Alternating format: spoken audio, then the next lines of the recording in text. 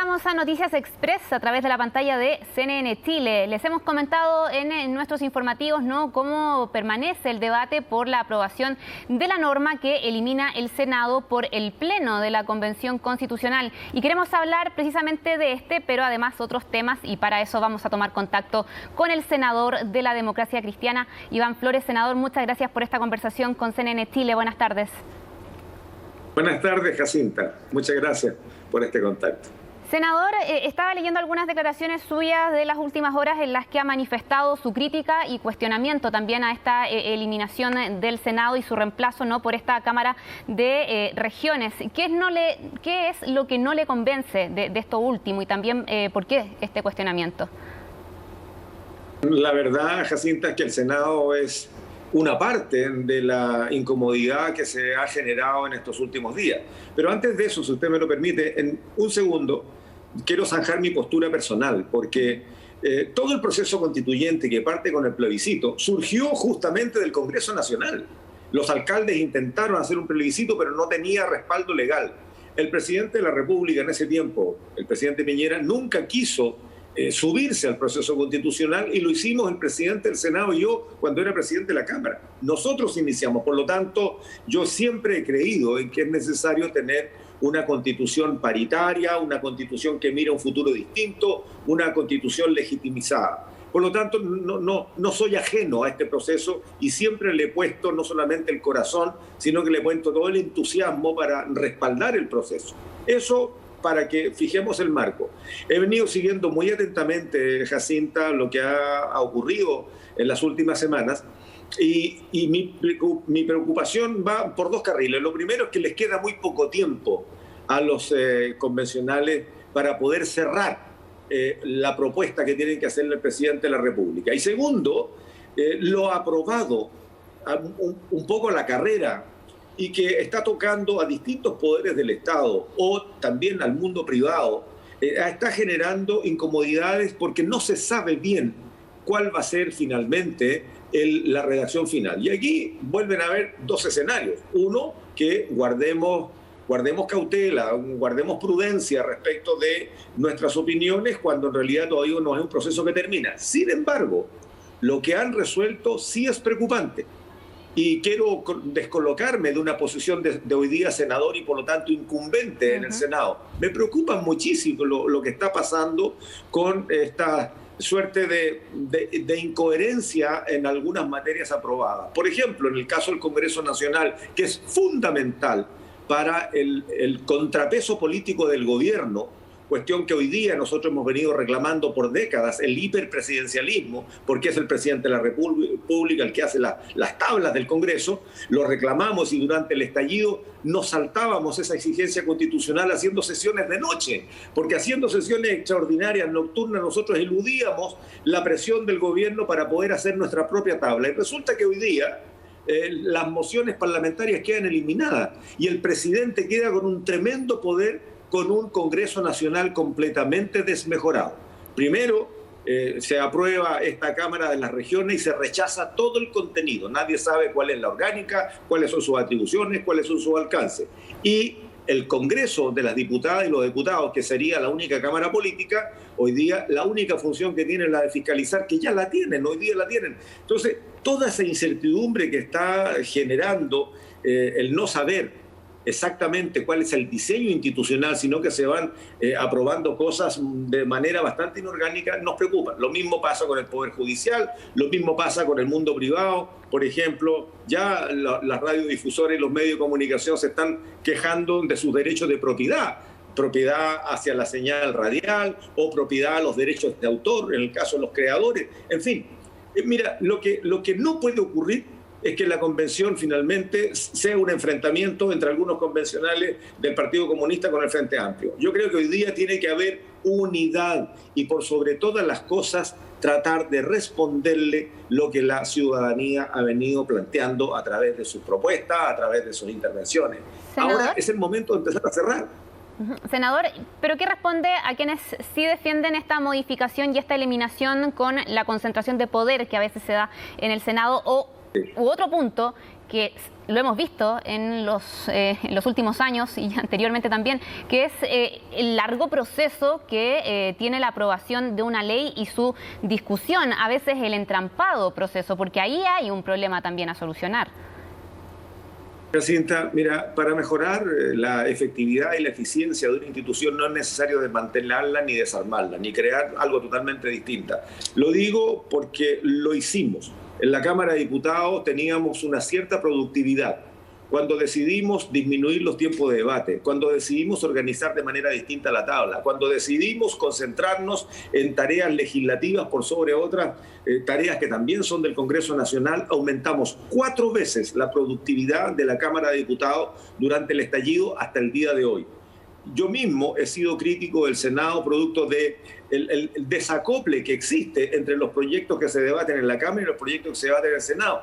Pero tal como lo hicimos en la Cámara, no es necesario desmantelar el Senado, sino que hay que mejorar su efectividad, mejorar su focalización, mejorar su respuesta a la comunidad que hoy día no está preocupada por el sistema político. Hoy día la comunidad está preocupada de que sigue avanzando el plazo de la convención y no se ha dicho nada de salud pública, no se ha dicho nada de previsión social, no se ha dicho nada de seguridad, no se ha dicho nada de los temas que a la ciudadanía le importan.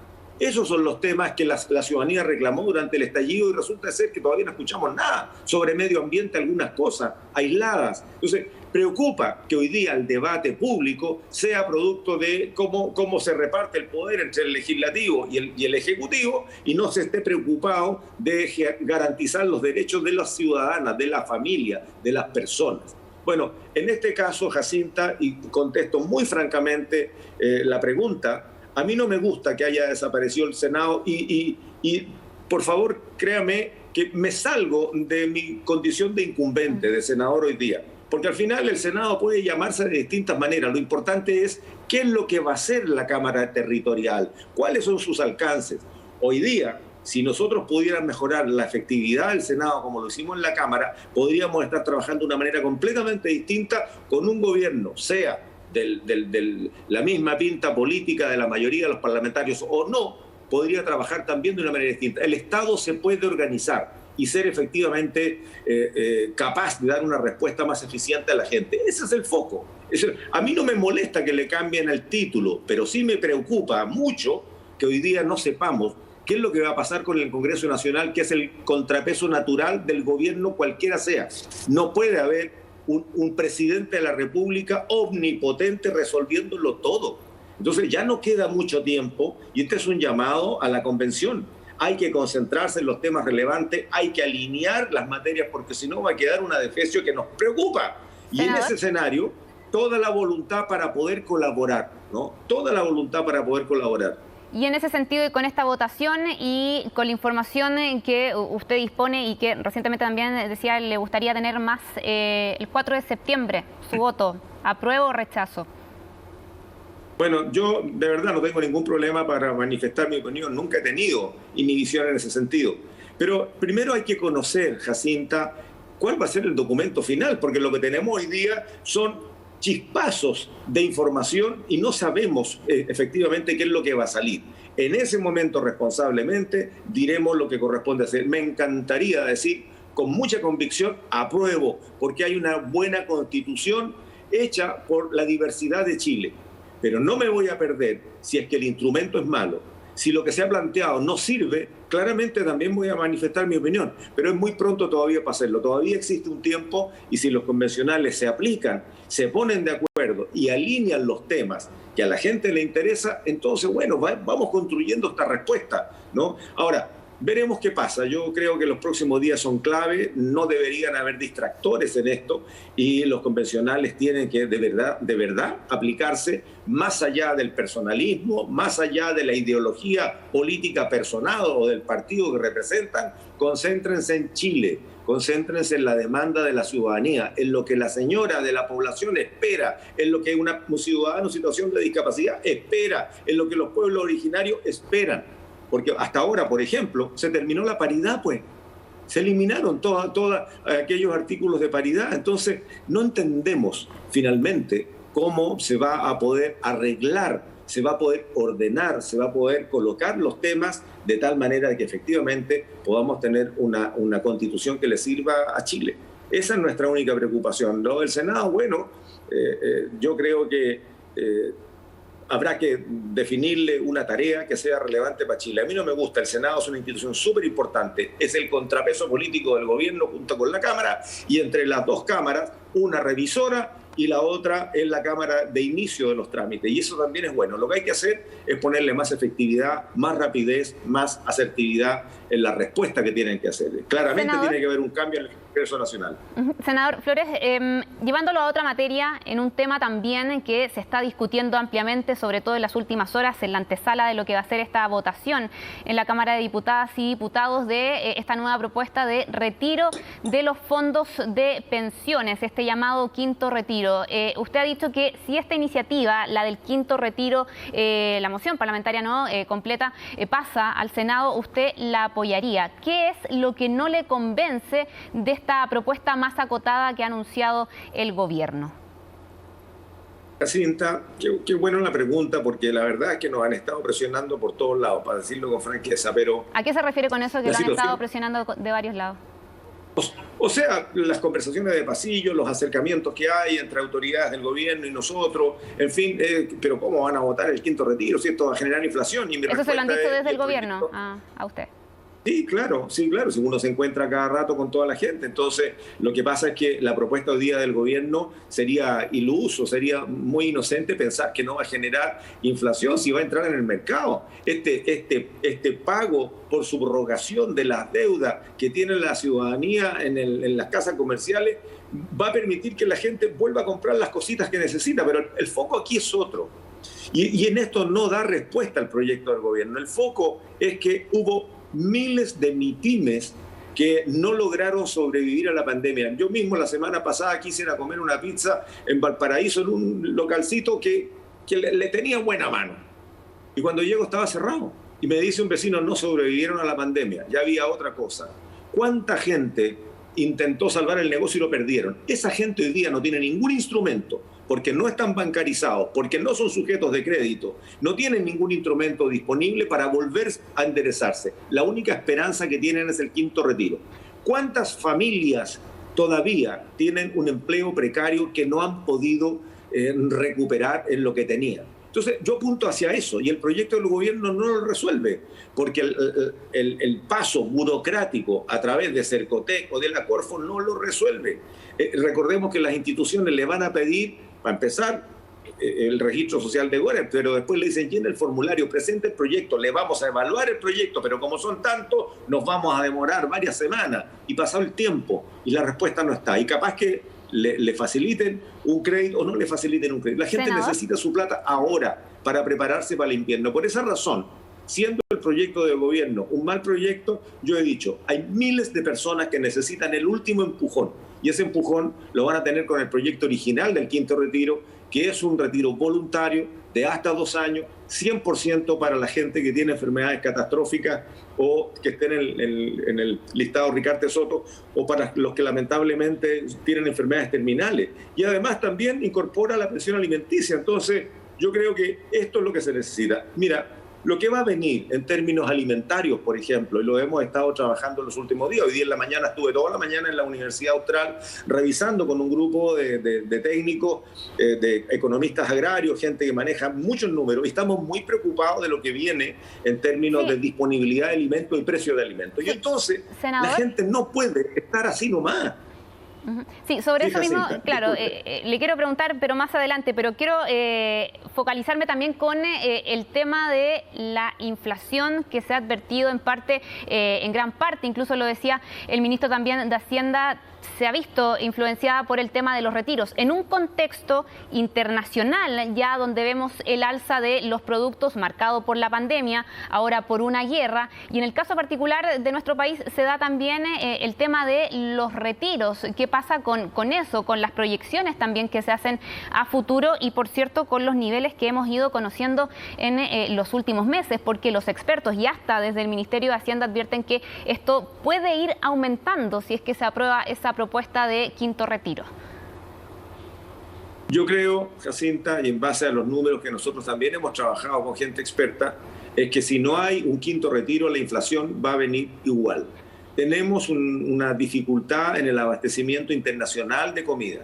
Hay advertencias, y de hecho lo estamos trabajando. Aprobamos recién el lunes con el ministro de Agricultura la creación de una mesa de seguridad alimentaria, y en donde van a estar distintos actores. ¿Por qué? Porque si no se resuelve el gravísimo problema de disponibilidad de fertilizantes, probablemente la temporada de primavera tengamos muy pocas siembras. Y recordemos pero es el contexto internacional que yo le mencionaba y al que se sumaría como agregado el tema de inflación, claro, pero al que se sumaría, por cierto, y afectaría, ¿no?, la economía nacional, pero además con el valor agregado de estos retiros que se estarían aprobando. Sí.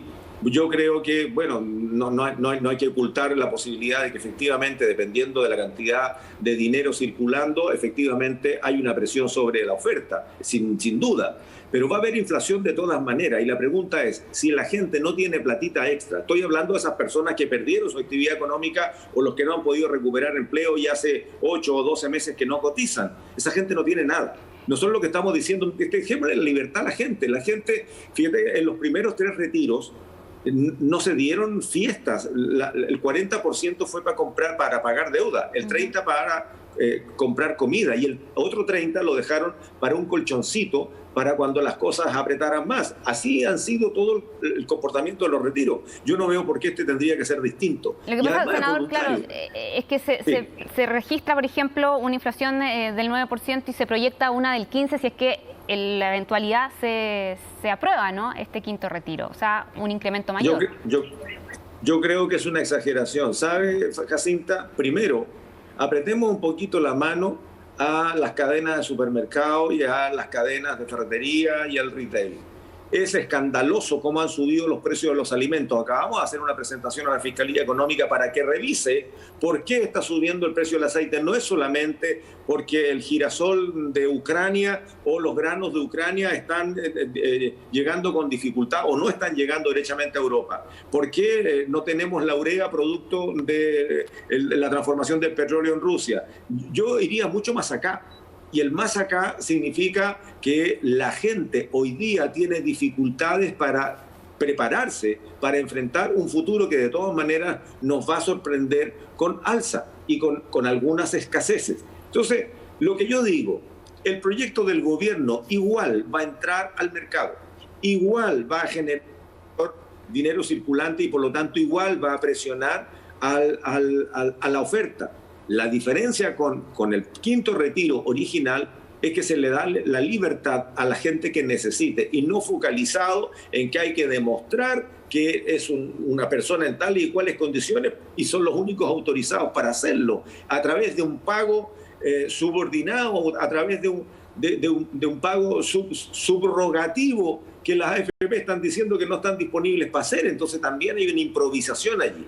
A mí me preocupa muchísimo que el gobierno, que tenía un discurso, lo haya cambiado de la noche a la mañana, esté igual inyectándole recursos al mercado y diciendo, no, aquí no va a haber inflación ni va a haber mayor gasto público.